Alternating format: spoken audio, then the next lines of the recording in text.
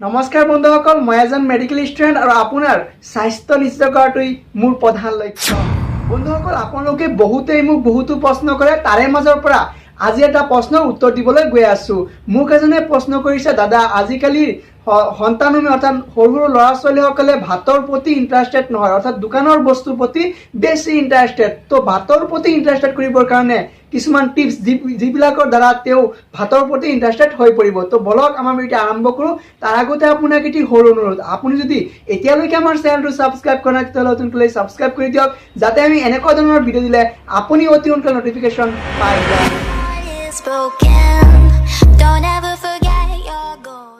বন্ধুসকল, আহক আমি ভিডিঅ'ৰ আৰম্ভণিতে কৈ লওঁ যে আপোনাৰ বা আমাৰ বা আজিৰ তাৰিখত সন্তানসমূহে দোকানৰ বস্তুৰ প্ৰতি কিমান এট্ৰাক্টিভ হৈ পৰিছে, কিয় বা ভাতৰ প্ৰতি এট্ৰাকশ্যনটো বা ইণ্টাৰেষ্টটো কমি গৈছে কিয়।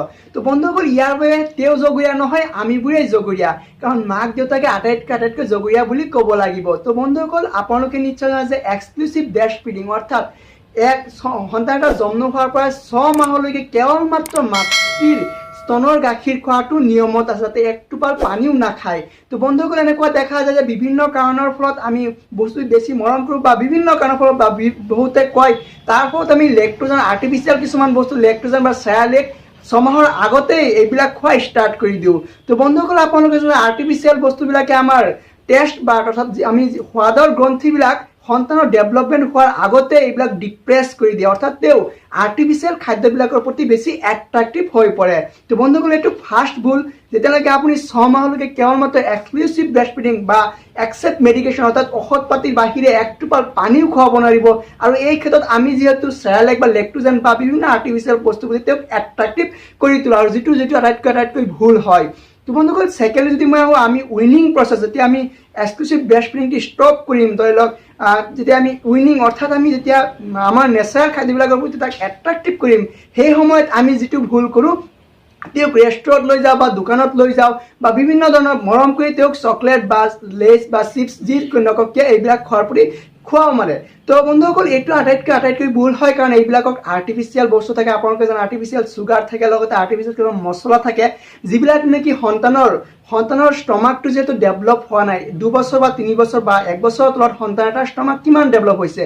আপুনি হয়তো জানি আচৰিত হ'ব যে এটা সন্তানৰ ষ্টমাকৰ কেপাচিটি থাকে মাত্ৰ 30ৰ পৰা 50 ml, আৰু য'ত এজন প্ৰাপ্তবয়স্ক মানুহৰ থাকে 1ৰ পৰা 1.5 কেজি।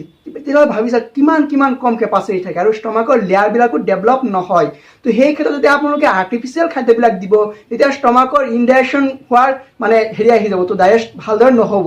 তো এটা আহি যায়, ইনডাইজেশ্যন বা বদ হজম হোৱাৰ এটা ইণ্টেনশ্যন আহি যায়। তো ইয়াৰ উপৰি আপোনালোকে যেতিয়া আৰ্টিফিচিয়েল খাদ্যবিলাক দিয়ে, তেতিয়া সন্তানৰ টেষ্ট বাৰ্ডবিলাকত মানে আৰ্টিফিচিয়েল সেই সোৱাদটোৰ প্ৰতি এট্ৰাক্টিভ হৈ পৰে, যাৰ ফলত নেকি তেওঁ ভাতৰ প্ৰতি এট্ৰাকশ্যন বা ইণ্টাৰেষ্ট একেবাৰেই কমি যায়। তো বন্ধুসকল, আৰু এটা ভুল যিটো কৰা হয়, সঘনাই কৰা হয়, এইটো হৈছে ধৰি লওক আপোনাৰ সন্তানটোৱে এতিয়া এই ভেলা ভাত নাখালে, আৰু সেইকাৰণে আপুনি লৈ গৈছে তাক দোকানলৈ, মৰম কৰি দোকানৰ পৰা কিবা এটা বস্তু কিনি দিলে, আৰু সেইকাৰণে যেতিয়া এবাৰ কিনি দিব, তেওঁ এবাৰ যেতিয়া সোৱাদটো পাই যাব, তেতিয়া তেওঁ ভাতৰ প্ৰতি অট'মেটিকলি ইণ্টাৰেষ্টটো কমি যাব, কাৰণ তেওঁৰ টেষ্ট বাৰ্ডটোৱে সেইটো এট্ৰাকশ্যন পাই গৈছে।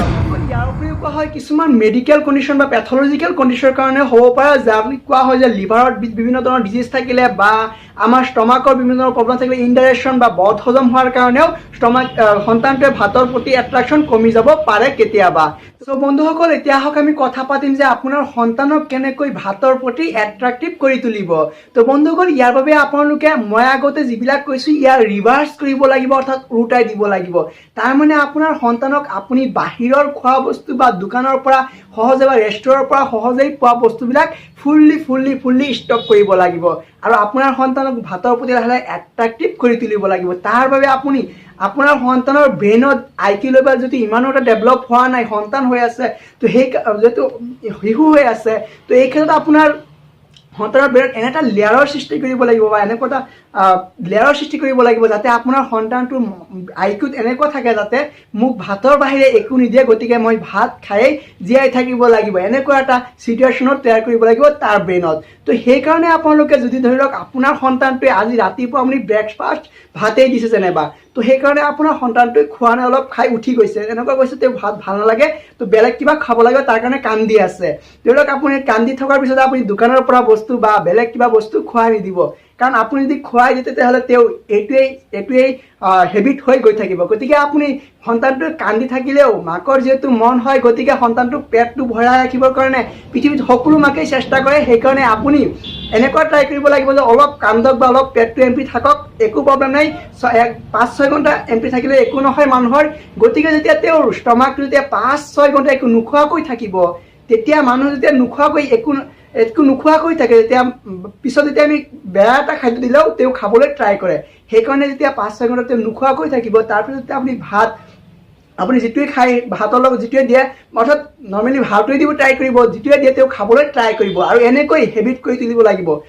আৰু এটা কথা হ'ল যে আপুনি যেতিয়া আপোনাৰ সন্তানক ভাত খুৱাব বা মেজৰ ফুডবিলাক খুৱাব, তেতিয়া আপোনাৰ ফেমিলিৰ লগত সকলোৰ লগত থকাৰ সময়ত খুৱাবলৈ ট্ৰাই কৰিব, কাৰণ তেওঁ যাতে সকলোৰে পৰা দেখি শিকে, কাৰণ সন্তানটোৰ ব্ৰেইন ইমান দূৰ ডেভেলপ হোৱা নাই, গতিকে তেওঁ দেখিহে শিকিব।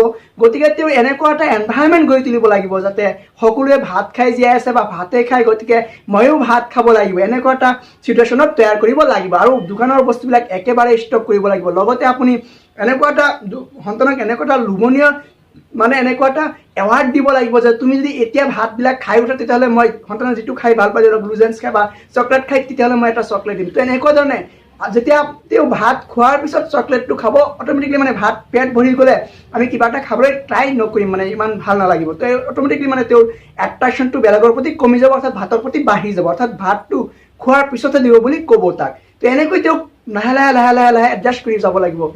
আৰু এটা কথা হ'ল, আপোনাৰ সন্তানৰ যদি বয়স 6 মাহৰ তলত থাকে, তেতিয়াহ'লে আপুনি এক্সক্লুচিভ ব্ৰেষ্ট ফিডিং কৰিবলৈ ট্ৰাই কৰিব। মই আগতে যিহেতু কৈছিলোঁ, কেৱল মাত্ৰ মাকৰ গাখীৰ খুৱাবলৈ ট্ৰাই কৰিব, আৰু কেৱল ডক্তৰৰ পৰামৰ্শ লৈহে আৰ্টিফিচিয়েল ফুডবিলাক খুৱাব।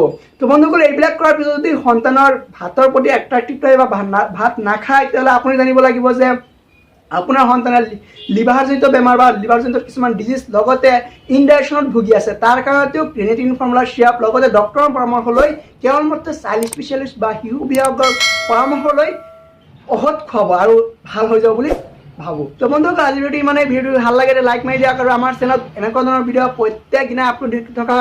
আপোনাৰ কিবা এটা প্ৰশ্ন সুধিব লগা থাকিলে আপুনি কমেণ্ট বক্সত সুধি দিব পাৰে, আৰু ভিডিঅ'টো যদি ভাল লাগে লাইক মাৰি দিয়ক, আৰু আমাৰ চেনেলত ভিডিঅ'টো আপোনাৰ ফ্ৰেণ্ডৰ লগত শ্বেয়াৰ কৰি দিয়ক, আৰু আমাৰ চেনেলৰ ভিডিঅ'বিলাক ভাল লাগিলে চেনেলটো ছাবস্ক্ৰাইব কৰিব পাৰে। ধন্যবাদ।